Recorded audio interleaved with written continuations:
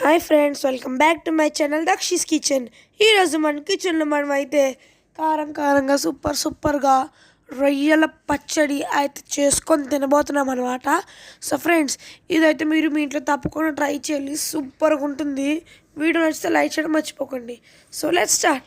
So guys, దీనికోసం అయితే మనకి ఫస్ట్ 1 kg రొయ్యలు, ఒక కప్పు నూనె, కారము, ఆవాలు, నువ్వులు, జీలకర్ర, గసగసాలు, ధనియాలు, ఇలాచీ, లవంగాలు, చెక్క, నిమ్మకాయ, మెంతులు అండ్ లాస్ట్ మా మెయిన్ ఉప్పు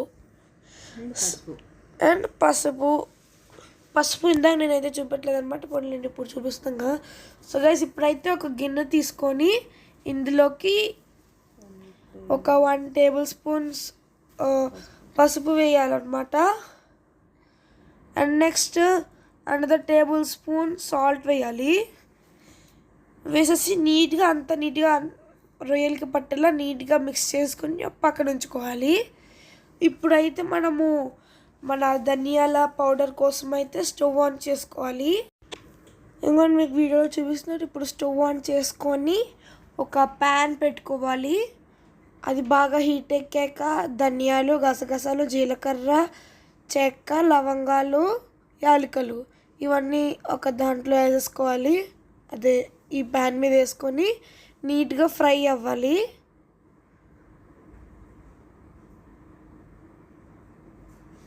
ఇప్పుడు వీడియో చూపిస్తున్నట్టు నీట్గా ఫ్రై అయ్యాక కొంచెం ఇట్లుతున్నట్టు సౌండ్ వస్తుంది అనమాట. అప్పుడు మనం 2 టేబుల్ స్పూన్ల ఆవాలు వేసుకొని ఇంకొకసారి మంచిగా ఫ్రై అవ్వరు చూడాలి.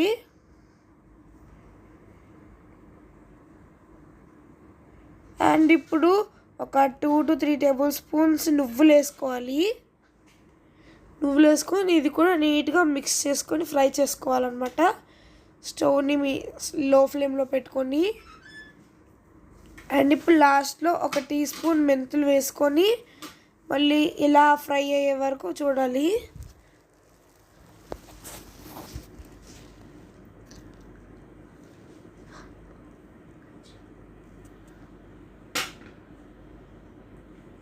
ఇప్పుడు నీట్గా ఫ్రై అయిపోయింది కదా, స్టవ్ ఆఫ్ చేసుకొని చల్లార్చుకోవాలి. ఇప్పుడు చల్లార్చుకున్నాక ఆ ప్లేట్లోకి తీసేసుకోవాలి దీనిని.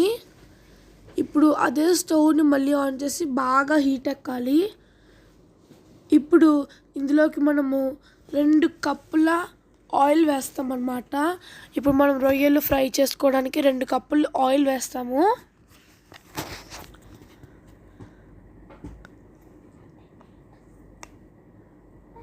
ఇప్పుడు ఆయిల్ బాగా హీట్ ఎక్కే వరకు వెయిట్ చేద్దాము. ఈలోపు మనము ధనియా పౌడర్ అయితే చేసుకుందాం అన్నమాట. దీనిని మిక్సీలోకి వేసుకొని నీట్గా ఫైన్ పౌడర్లా చేసుకోవాలి.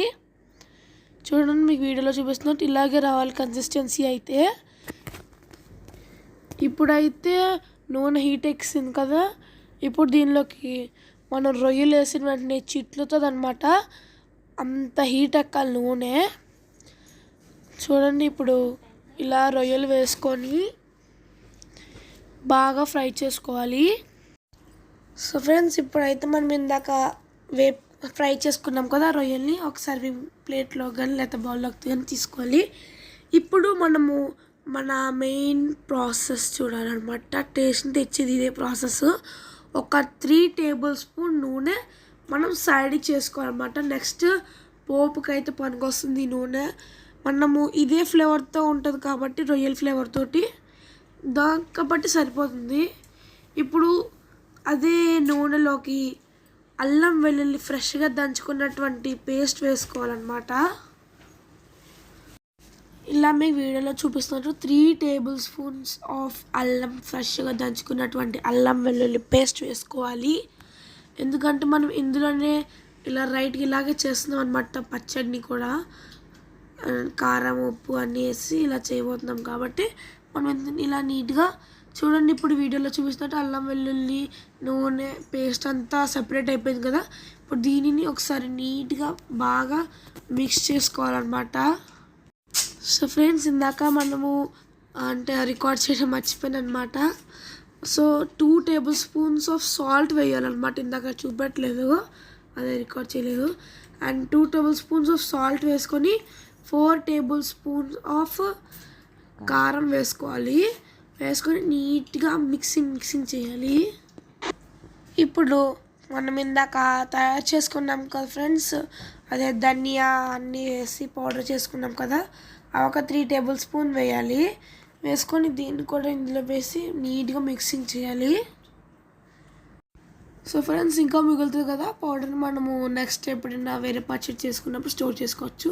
ఇప్పుడైతే మనం ఇందాక ఫ్రై చేసుకున్నాం కదా ఆయిల్లోని రొయ్యలు, ఆ రొయ్యలు వేసేసి నీట్గా మొత్తము ఈ మసాలా అంతా ఆయిల్ అంతా నీట్గా రొయ్యలకి పట్టేటట్టు ఇలా వీడియోలు చూపిస్తున్నట్టు నీట్గా ఇలా కలిపేసుకోవాలి. అండ్ ఇప్పుడు స్టవ్ ఆపేసి నిమ్మరసం అయితే తీసుకోకూడదు అనమాట. ఇప్పుడు నిమ్మరసం అనేది చల్లారాక మనం వేసుకోవాలి. సో ఇప్పుడు స్టవ్ ఆన్ చేసుకొని మనం ఇప్పుడు పోపు చేయాలన్నమాట. అండ్ గైస్, ఇది చాలా ఇంపార్టెంట్ స్టేజ్ అనమాట, మనకి చాలా ఫ్లేవర్ని ఇస్తుంది ఇదే. ఇందాక మనము వేడి చేసుకున్నాం కదా ఆ నూనె, అందులోని వెల్లుల్లి కరివేపాకు వేసుకోవాలన్నమాట. 2 వేసుకొని బాగా ఫ్రై చేసుకోవాలి. చూడండి వీడియోలో చూపిస్తున్నట్టు. ఫ్రెండ్స్, ఇప్పుడు మీకు వీడియో చూపిస్తున్నట్టు ఫ్రై అయిపోయాక ఇప్పుడు మనం చల్లార్చుకున్నాం కదా పచ్చడి, ఆ పచ్చడిలోకి ఇప్పుడు మనము చేసుకున్న పోపునైతే వేసేసుకోవాలి. ఓకే, వేసుకొని అంతా కలిసేలాగా మిక్స్ చేసుకోవాలి. దానికి ముందుగా మనం ఫస్ట్ ఇందాక కొన్ని నిమ్మకాయలు రసం తీసుకున్నాం కదా, ఆ రసాన్ని వేసేసి ఇప్పుడు ఫుల్ నీట్గా మిక్స్ చేసేయాలన్నమాట, మొత్తం అంతా కలిసేలాగా. అంతే, ఇంకేముంది, మన సూపర్ రొయ్యల పచ్చడి రెడీ. ఇప్పుడు కొంచెం పచ్చడిలో ఒక మొక్క కొంచెం ఉంచుకొని వేసేసుకొని అన్నం వేసేసుకొని తింటే ఉంటుంది గైస్, సూపర్ ఉంటుంది గైస్ మనం రొయ్యలు వేసుకొని తింటే. సో గైస్, మీకు ఈ వీడియో నచ్చిందా? అయితే వెంటనే లైక్, షేర్, సబ్స్క్రైబ్ చేసేయండి. మళ్ళీ ఏ వీడియో కావాలో కామెంట్ చేయండి. కలుసుకుందాం, బాయ్ బాయ్.